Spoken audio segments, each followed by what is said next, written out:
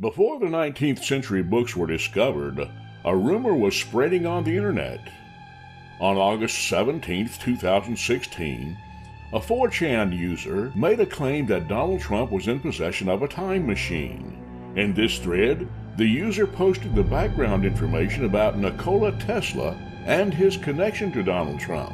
1943, after Tesla's death, the FBI declared all of his research to be top secret and ordered all his possessions to be seized. The FBI later appointed an MIT professor to make sense of his notes, to see if any information in them could be used to create military weapons. The MIT professor was none other than John Trump, Donald Trump's uncle. Today, we have with us an engineer who typifies that American capability of converting great ideas into operating mechanisms that can then be turned over, as it were, to the man in the street for safe and proper use and applications. Only Professor John Trump, who is with us today, did not stop there. Now, when you went to MIT, I believe your original intentions, if they may be so described, was to go into electric power types of applications. Is that right? That's right. I had become interested in the design of electric power machinery. And he has some wild ideas, but I've checked a few of them and they stood up. For 6 weeks I decided they were plausible and reasonable, and I abandoned the design of electric machinery and began studying the insulation of high voltages in vacuum and the acceleration of heavy particles to high energies.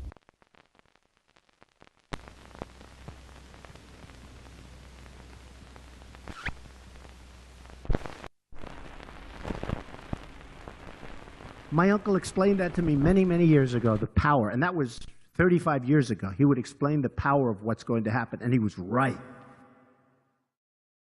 We now know that Tesla was interested and experimented in wild ideas such as wireless electricity, Wi-Fi, free energy, anti-gravity, invisibility, and even time travel. After Tesla's death, John Trump went over Tesla's notes and utilized his discoveries to develop the first million-volt X-ray generators for rotational radiation therapy. Although John Trump thought Tesla's time machine was possible, it could not be created using the technology from that era. John Trump later died in 1985, but not before leaving Tesla's notes to his beloved nephew, Donald Trump.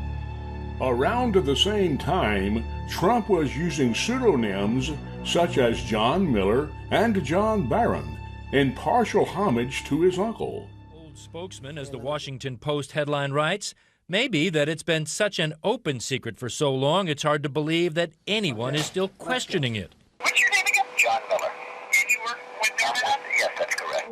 It was back in the 1980s, and when the flashy New York real estate mogul needed to get a bit of news out, the newspaper reports it was common knowledge among New York reporters that Trump just assumed a different name and handled the media calls himself. I can conclude with a fair degree of scientific certainty that it is Donald Trump's voice. This afternoon, Owens compared the John Miller on that phone call with People magazine to the real Donald Trump interviewed on CNN's Larry King Live in the 1990s. Due to the quality of the old recordings, he couldn't use his biometric analysis that he says would be absolutely certain, but based on pitch, tone, cadence, and his expertise, John Miller and Donald Trump are one and the same. Yes, it's my opinion that it is Donald Trump's voice. Now it's suggesting that you misled us. Yeah, that I'm lying. I'm not lying. His denial was, that doesn't sound like me. It's interesting, because if somebody called me up and said, did you call and pretend to be your own PR person, I would say, no, I never did. I have never done something like that, ever. I wouldn't say that doesn't sound like me. Right. So you don't believe him. Were you surprised to see him misleading? No, I'm not surprised to see him misleading. Of course not. I mean, I would probably be a little shocked that this came into my life. But Megan, the main thing here is that I didn't leak the tape. And there were two people on the conversation. Wait, you taped it because you're a reporter doing your job? Yeah, and I lost the tape. You were the only one with a copy of the tape? Yes. When did you lose it? Back 25 years ago. Could somebody have stolen it? No. It was in my house, and then I moved apartments. So who else would have had a copy of the tape? Donald Trump. Wait a minute. So you're suggesting Trump leaked this to the Yes. Washington Post? Yes. Why? You got me. He's done stranger things. Because he loves publicity? Yeah. So you're suggesting that he may want us talking about this right now because it generates a news cycle, perhaps? Hello, Donald. These names would be exposed during his 2016 presidential campaign run. However, there was another pseudonym Trump used that isn't well known: John Titor. Titor, in particular, is of special interest to this conspiracy. Oliver, welcome to the show. Thank you very much. Okay, Oliver, just give us an overview of who John Titor was. Sure. John Titor, actually, I just took a look at the calendar, and it's going to be exactly 10 years ago, November 2nd, that somebody claiming to be a time traveler from the year 2036 went on a series of internet forums claiming to be a time traveler, and they offered to answer questions. They talked about the future, about technology, how time travel worked, and for a period of 3 months, this person answered questions, and then they announced that they were going to leave. And this is March of 2001. This person announced that they were leaving, and they were never heard from again. And I think the reason why we're here talking about it 10 years later is because a lot of what this person said, people feel has come to pass. Talking about the physics and the technology and the politics, we're here and I'm here because some of the things that this person said sure made it sound like they really were who they said they were, a time traveler. Making claims as early as November of 2000 to be a time traveler from the year 2036. Titor spoke of events that happened in his native timeline onto an obscure internet discussion board, posting several warnings for personal reasons. Answering questions directed toward him, he even posted several pictures showing the instruction manual and the time device, manufactured by General Electric, in the back of his 1967 Chevrolet. There are rumors he even faxed messages to various radio hosts like Art Bell of Coast to Coast AM, warning of the impending future. He spoke of terrible events that would occur from early 2000 through 2012, leading to war. He did not name Islamic terrorism, but mentioned that a skyscraper would vanish in New York, not speaking specifically because the timeline was often in flux. But one of the predictions that this person made in the fax, he said that in New York, there's a skyscraper missing. He says, where I'm from in my time, there's a skyscraper that's missing. This is 1998, so 9/11 had not happened here. So a lot of people point to that as John trying to, signal that, hey, I am who I say I am, and you're not going to realize it until the year 2001. BuzzFeed dug up an old quote from Donald Trump talking about a large-scale terror attack 19 months before 9/11. In his 2000 book, The America We Deserve, Trump wrote, "I really am convinced we're in danger of the sort of terrorist attacks that will make the bombing of the 1993 Trade Center look like little kids playing with firecrackers." Trump also mentioned the mastermind of the attack, writing, quote, "One day, we're told that a shadowy figure with no fixed address named Osama bin Laden is public enemy #1, and U.S. jet fighters lay waste to his camp in Afghanistan. He escapes back under some rock, and a few news cycles later, it's on to a new enemy and a new crisis." Trump. Wait. Yeah. Okay, hold on a second. Is this really Trump before 9/11? Have you read this? It's 2000 in his book. Are we making this? Did you make this up, Mika? Nick.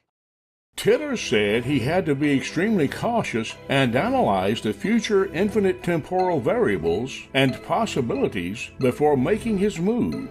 Sometimes greater disasters can be triggered with the best intentions. In his timeline, the United States gets involved in a civil war that ends with a limited nuclear exchange between Russia, China, and factions within the United States. He does not view Russia as an enemy, however, but that the rebels in the metropolitan cities were the cause of the war, and Russia acted in behest of another American faction. The United States recovers, but the world is irrevocably changed from the one we currently exist in. So what was John's future like? I mean, what did he say about the year 2036?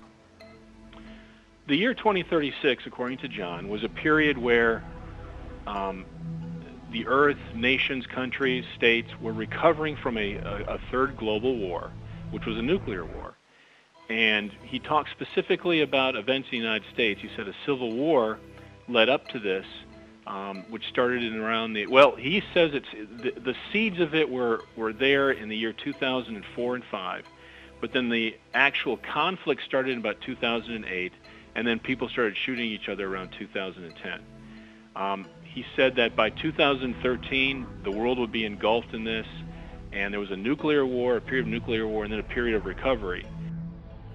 The date for this war was supposed to have taken place in 2015, with nearly 3 billion deaths worldwide. Time travel is developed years after the conflict. Titor says on one internet post that when he visited a 20th century supermarket, he was amazed with the amount of food available. Yet he was disgusted with how people treated one another in our time. People don't distrust strangers or the homeless. In his timeline, there was much more compassion despite the poverty. Titor admitted that he came from a wealthy family and never went to bed hungry in his community, but that wasn't the case elsewhere. Titor originally traveled to the past to recover artifacts and information from our timeline to benefit his own. So he came from the year 2036, but what was his mission originally?